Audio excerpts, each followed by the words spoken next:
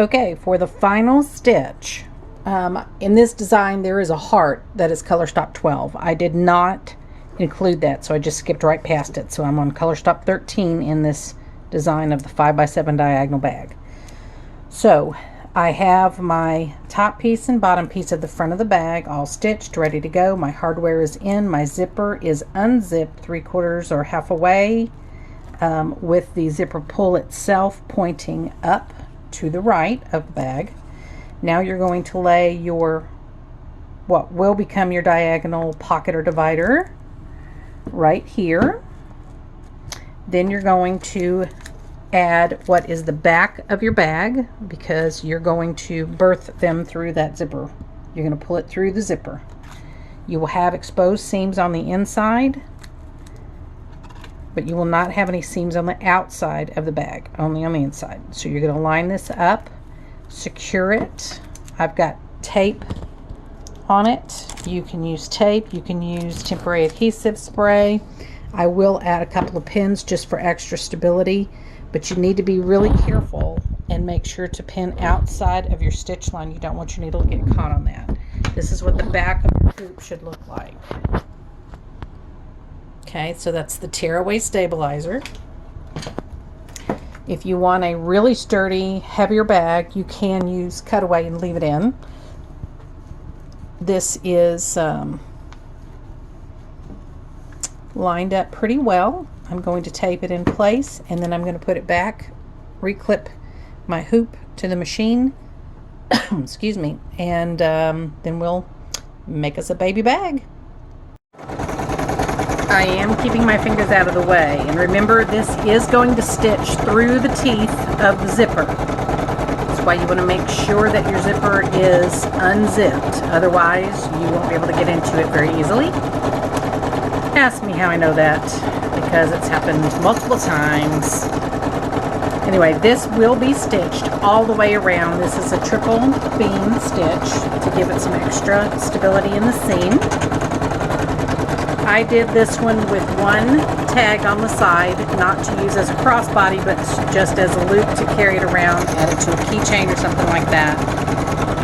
You can use the 2 tabs at the top. There are color stops and placement stitches for the side tab like I have, or for the crossbody stitching at the top. And again, this design comes with the heart stitched in the middle, but I skipped it. And remember, you have D-ring hardware, or I do have D-ring hardware here. And I made sure that it was out of the way. Here we go. So I'm going to take it off. We are going to unhoop this. Oh, say hello to my girls. We're going to unhoop this, and I'm going to trim around it and then turn the bag. I'll be back. I am cleaning off the stabilizer and the tape off the back of the bag before we unzip it all the way and clean it up. So you're going to need to remove the stabilizer from the zipper teeth area so that you can pull it through. This is tear away, but you still need to be really careful and not pull your stitching out. You do have some placement stitching that has no purpose other than lining up the fabric. So just be really careful. Those are single stitch. But your actual zipper stitching is a double or a triple. So you'll be able to tell the difference between the two. Just make sure that you don't undo the stitching that's holding your bag together. I'll be back in a minute. Okay, I've got my camera stabilized now. I just have a few little bits of stabilizer left to pick out. There's not a lot left.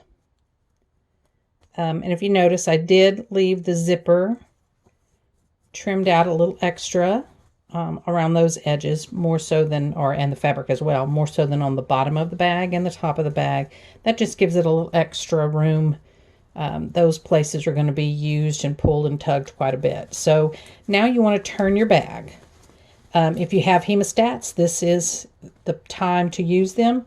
Unzip your bag all the way. It's much easier if you have left that tab sticking out, at least it is to me, because you can just push it and slide the zipper. Make sure it's not caught on anything under there. See, now it's open all the way. You want to turn your bag, and remember the D-ring that I had, it was taped in place. So you can just remove your tape. I always use the extra tape to pick up thread bits that have, you know, sacrificed themselves for whatever I'm sewing. So turn your bag. Remember that pocket that you sewed in as well. You will see that here in just a minute.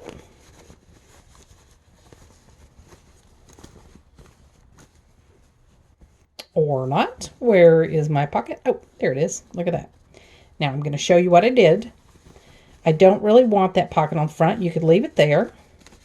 But since your bag is fully lined on both sides, you're not going to know the difference if you leave it here on the front of your zipper, like I have it, or you can pull that again. And it can be on the back of your bag. Either way, pretty versatile. It is an outside pocket. I do have written instructions on doing an inside pocket, which would give you a divider. And remember I mentioned earlier that you're going to have exposed seams on the inside.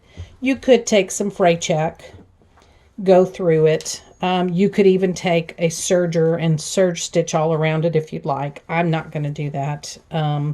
I have one of these bags that I've used for a long time, and it's actually made out of vinyl, and I don't have any trouble with it at all, if you can see the inside here. My pocket is on the inside of that one, and I also have an outer pocket, so I doubled up. This one was pretty difficult to turn. My blunt chopstick came in pretty well. I didn't get this corner turned out too well, but you could heat up the vinyl if you're going to with a blow dryer or something, just to make it a little bit easier to turn. But this one I did use the top tabs, and you could attach that with a crossbody bag or with a chain or whatever you want to. But anyway, this is one I made a while back. It is still in great condition. It has the pocket on the outside. It has a divider pocket on the inside. This one just has the one pocket. It is now on the back side, but again, you can turn it, have it on the front. Doesn't really matter. It's totally up to you. If I had my chopsticks out here, I'd make some nice, pretty corners. I've got some tack down stitching. I need to just trim those little bits of thread up. But this gives me, I didn't have grosgrain quite wide enough, and my D-ring is a little bit wider than I would like for this, but it's still going to work out pretty good. I can attach this to my big purse. I can attach it to a key ring, to key fobs, anything really, to a wristlet if you'd like. You can even sew a wristlet strap on it. But here's your zipper. Your zipper is going to close up. You could do your zipper the other way and let it close down. Either way, but again, remember that this does have exposed seams on the inside. I do have bags with no exposed seams. Haven't quite figured out how to do this one with the additional pockets. Have it fully lined and no seams, but I'm working on them. If you guys want to check out some really great bags from the absolute master, visit Starfish Designs and see Kimberly Clark and tell her I said hey. She has some amazing stuff, and I'm certainly not trying to copy her on anything. I don't know if she has a diagonal bag. She might. I'm not positive, but anyway, she does have really awesome, amazing bags. So if you want to give her a shout, tell her I said hey. Thanks, guys.